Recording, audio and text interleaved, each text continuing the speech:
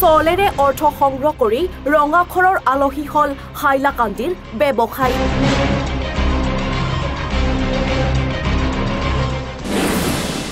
ব্যৱসায়িক প্ৰতিষ্ঠানৰ অংশীদাৰ কৰাৰ চলেৰে ধন সংগ্ৰহৰ অভিযোগ।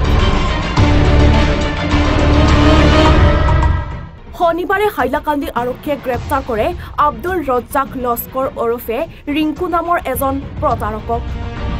এটা ব্যৱসায়িক প্ৰতিষ্ঠান খোলাৰ বাবে বিভিন্ন লোকক অংশীদাৰ কৰাৰ চলেৰে ধন সংগ্ৰহ কৰাৰ অভিযোগ উত্থাপিত হৈছে আব্দুল ৰজ্জাক লস্কৰৰ বিৰুদ্ধে। খবৰ মতে আব্দুল ৰজ্জাক হাইলাকান্দি চহৰৰ লালা ৰোড এলেকাত আফটাৰ ডাৰ্ক নামৰ এটা বাৰৰ স্বত্বাধিকাৰ। অভিযোগ মতে বাৰখন আৰম্ভ কৰাৰ সময়তে বিভিন্ন লোকক অংশীদাৰিত্ব দিয়াৰ চলেৰে টকা সংগ্ৰহ কৰিছিল। এতিয়া বাৰখন আন এজন লোকক বিক্ৰী কৰাৰ প্ৰস্তুতি চলোৱাৰ অভিযোগ আব্দুল ৰজ্জাকৰ বিৰুদ্ধে। অৱশেষত প্ৰতাৰণাৰ অভিযোগ উত্থাপন কৰি হাইলাকান্দি সদৰ থানাত এটা গোচৰ তৰে আব্দুল ৰজ্জাকৰ বিৰুদ্ধে। ল'ৰা আব্দুল ৰজ্জাক লস্কৰ, তাৰ নাম এলিয়াছ ৰিংকু। একদম গোটেই মানুহৰ পৰা এইটো চিট কৰি মানুহৰ পৰা পইচা লৈ থাকে।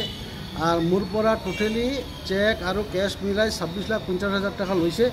আৰু এখন বাৰ আছে, বাৰ এই বিভিন্ন মানুহৰ নিকট খালি এটাৰ পৰা এটা মানুহৰ নিকট চেল কৰি থাকে, এগ্ৰিমেণ্ট কৰি থাকে আৰু পইচা লয়, এডভান্স পইচা লয়। মোৰ লগত এগ্ৰিমেণ্ট কৰা আছে, এগ্ৰিমেণ্ট থকা অৱস্থাত আৰু এজনৰ লগত টকা লৈছে।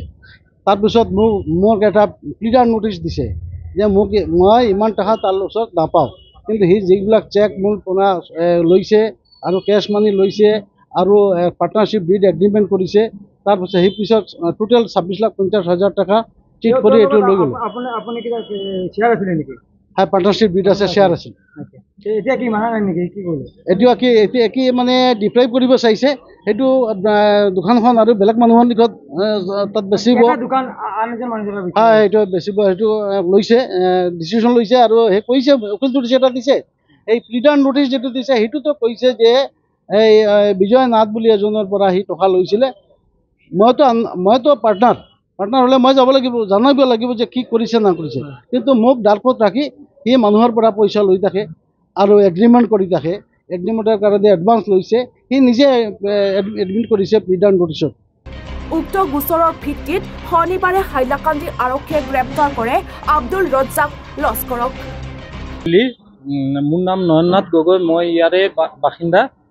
এই আব্দুল ৰাজ্জাক কৈ পেলাই এজন মানুহে মোৰ ওচৰৰ পৰা যেতিয়া এই বাৰ এখন খুলিব কৈ পেলাই পাৰ্টনাৰশ্বিপ কৰিব কৈ পেলাই টকা লৈছিলে, কিন্তু চাম প্ৰব্লেমৰ কাৰণে মই এইটো কুইট কৰিছোঁ। সি কৈছে যেন বেলেগ এজন পাৰ্টনাৰশ্বিপ লোৱাৰ পাছতে টকাটো মোৰ ঘূৰাই দিব। তাৰপিছত একৰ্ডিংলি মোৰ পৰা 8.5 লাখ টকা লৈছে। মানে ইনিচিয়েলি ষ্টাৰ্ট কৰাৰ সময়ত মোৰ পৰা 8.5 লাখ টকা লৈছে।